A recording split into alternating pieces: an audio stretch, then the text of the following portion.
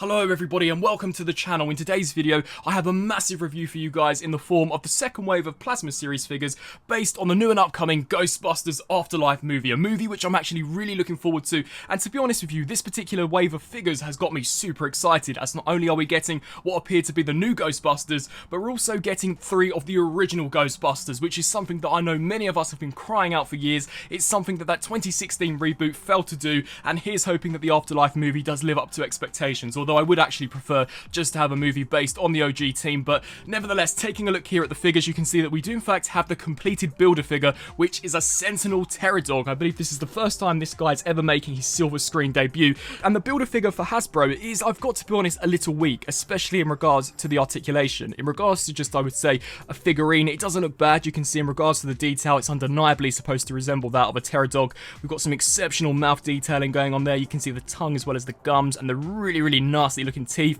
Of course, we've got the horns here at the top. You can see this really awesome almost gunmetal coating that the face has been picked out in, as well as those really menacing red eyes, and you can also see more of that almost gunmetal metallic paint here on the body, which makes him look slightly more robotic than anything. But as we just spin around here to the back, you can see how we've got a silver fade here going on for this particular region, and then as we work our way down to the lowest section, this is where things become really unusual. You can see that the lowest section is completely cast out of transparent purple, which I'm sure we'll get more of a reason as to why when the movie does eventually release. But you can see there really nice looking sculpt work as well as paint going on for the fingers. So the detail and the sculpt work as well as the paint is pretty decent, but the articulation on this guy is just terrible. So for the head sculpt, we merely only get a ball joint looking left to right, which actually isn't too bad at all. This can of course rotate, the jaw can open and close, which is really awesome. But the arms are super limited, so we merely just have a hinge joint going forwards and backwards as well as a rotation. No form of elbow rotation nor upper bicep swivel. We do get a swivel joint here at the wrist, and the same can also be said here for this arm. But this guy is more or less pre-posed, especially where the legs are concerned. You can see no knee joint,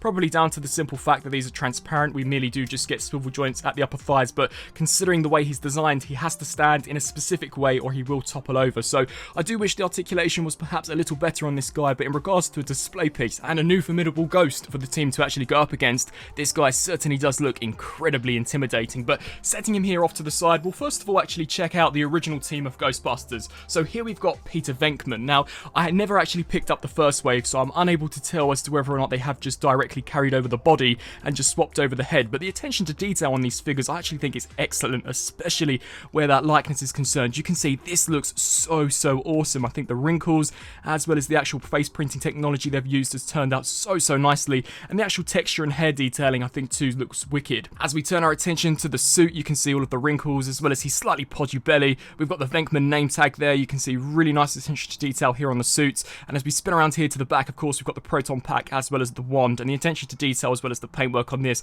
I think is excellent, especially for a mass-produced figure. You can see all of the blue detailing as well as here the cords and the wires, the red section as well as this piece here, and the proton wand too is also really nicely detailed. Of course, this can just be held via this tab, or you can detach it and actually insert it into the figure's hand. I will be honest and say I do find the hose to be slightly too rigid. It can prevent you from getting him into some of those more dynamic poses, and although he's slightly elderly this time round, for the younger Ghostbusters that too is also an issue, which is slightly a shame. But you can see really nice looking detail going on here for the proton wand. We do also actually get included a proton stream. This has been comprised out of 2 pieces, so we've got the electric blue as well as the actual orange stream applied over the top, and this can just be inserted here onto the proton wand and actually looks really convincing. I'll show you how this looks more when we actually do take a look at Xenomorph, but you can see there definitely really nice inclusion. But getting back here to Peter Venkman, you can see we've got all of the various different gadgets here attached to the belt. As we just spin around here to the side, you can see really nice creased and wrinkled effect. And then finally, we've got some really nice glossy black shoes. Now, in regards to this guy's articulation, surprisingly, I actually think these are some of the best articulated 6-inch figures on the market. In some regards, even better than the Hasbro Marvel Legends line. So we do get a ball joint here at the head, which can look up and down, tilt side to side, as well as look left to right. We also do get butterfly joints, which I was just not expecting on this figure at all. So these can hinge forwards and backwards, as well as out to the sides. Full rotation at the bicep. Double joint here at the elbow, which can of course bend way past 90. We do get a full rotation here at the wrist, and the wrists can hinge up and down. A ball joint here at the waist, allowing this section to crunch forwards and backwards, but due to the nature of the design, it is slightly compromised. It can of course rotate left to right. The legs can kick forwards that far, back to that far, out to the sides, rotation at the thigh. Double joint here at the knee, albeit very, very stiff, which is awesome to see. And then finally for the foot, these can of course pivot forwards and backwards, as well as rock side to side. The articulation is pretty much the same across the board for the entire OG Ghostbusters team, so I shan't be showing the articulation for Zeddemore as well as Stance, but rest assured they are just as articulated as Venkman. So definitely a really cool figure, and of course the actual proton pack is removable. You simply just take this section, unplug it, and then slide this over the head, but I'm always going to keep these here permanently attached. Taking a look here at Winston, you can see here the attention to detail as well as the likeness on the head. Once again, it looks fantastic. Really, really awesome facial printing technology. I think the fading here where the grey bleeds into the black on the hair looks fantastic. You can see the fantastic looking sculpt work there for the front profile, and as well as here for the side profile. He comes with the same accessories, so we do get that proton pack as well as proton wand, and you can see some of the various different tools and gadgets he's got equipped on the belt, as well as the hose, which does in fact actually go to the back section of the figure. Once again, really nice looking sculpt work, and just a fantastic looking face sculpt. And he too also does include a proton stream, so you just slide that there over the top, and he can be trying his best in order to capture a ghost and put them in the traps, which is really, really cool. He does actually come with a newspaper clip out. Now personally I'm not a big fan of these paper clip outs, but you can see here that's quite a nice accessory, I guess, if you want to display that with your figure, or if you're into action figure photography, just so you guys can see what some of those clip outs do in fact say. Definitely pretty cool, but it is merely just a piece of cardboard with a printout there on the front. And then as we take a look at, sadly, the third and final member of the team, as sadly Egon is no longer with us, here we've got Stance. And it's once again very similar to the other figures, so I'll merely just focus here on the head design. You can see very nice looking face sculpt going on, as well as paint detailing. Really, really, really cool. You can see we've got Stance there as the name tag.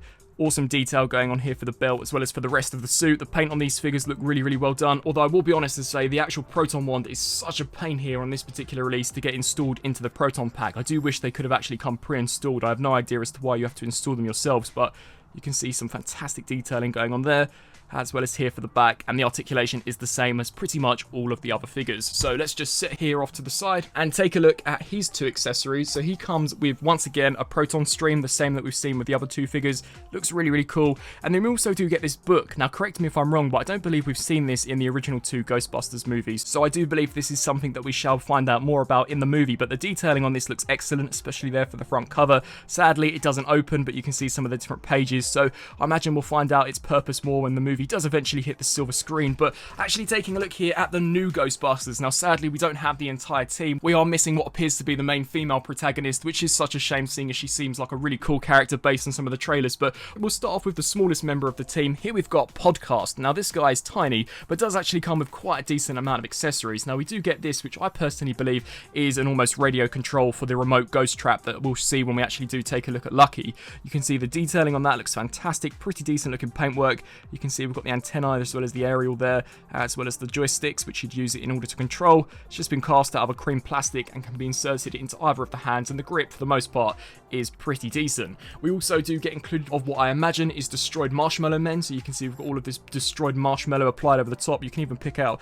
the detailing of an actual face in there, which is pretty cool. And we also do get this attachment which slides on top of the forearm. This can be easily removed, so we just come into the back and attach that, and we do just wriggle this off, although it's such a pain to get on. I personally will be leaving it on. We also do get included this Lucky charm, although it's very easy to lose, so I would maybe recommend actually gluing that on. But you can see very nice looking detail going on there, and this is of course a complete brand new and unique body sculpt. And we've got the goggles here at the top, which have got some really nice detail, although it does take quite a considerable amount of force to actually pry these over the hair sculpt. So let's see if I can in fact actually remove this. So I'll just slide over the top. You can see the likeness is pretty decent. Definitely looks very realistic. We've got the podcast name tag.